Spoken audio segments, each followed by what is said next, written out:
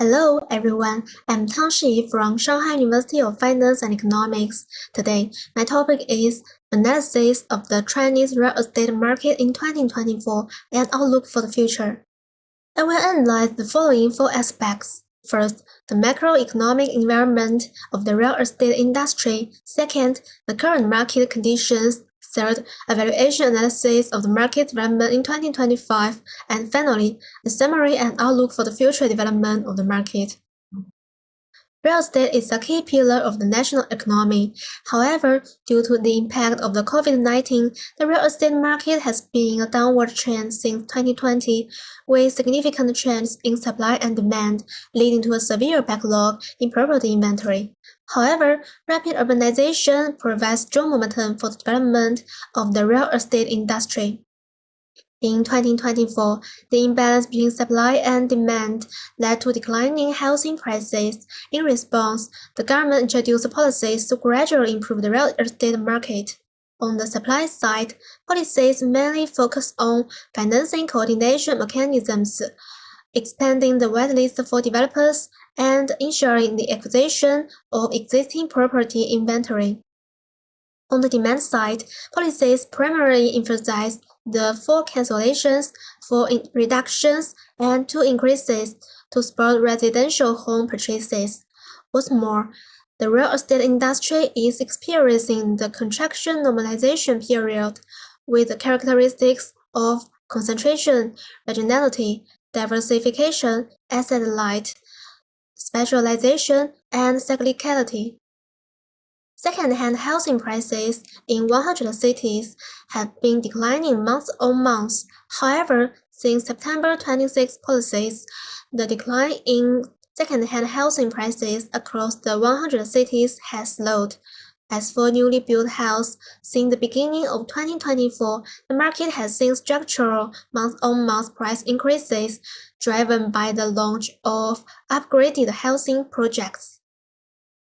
The year-on-year decline in both the sales area and sales value of commercial housing continued to narrow, with newly built house sales remaining in a phase of ongoing recovery. In the second quarter, the market saw a recovery during May and June, driven by the May 17 policy, which reduced the down payments, lowered interest rates, and eased the local restrictive measures. The September 26 policy greatly boosted market confidence. As a result, new home sales improved further, and the market experienced temporary stabilization.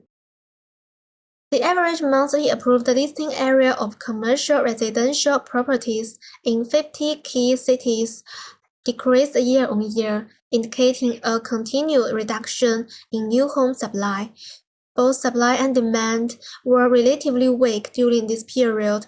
The overall new supply in these cities was smaller than the sales volume, resulting in a sales-to-supply ratio of 1.32, higher than the same period last year. Real estate development investment has dropped by more than 10% year-on-year, showing overall weakness. The year-on-year decline in funds received by real estate companies continues to narrow, but the overall decrease remains significant. In the natural scenario, there will still be downward pressure on sales, and new construction and real estate investment are expected to continue to decline.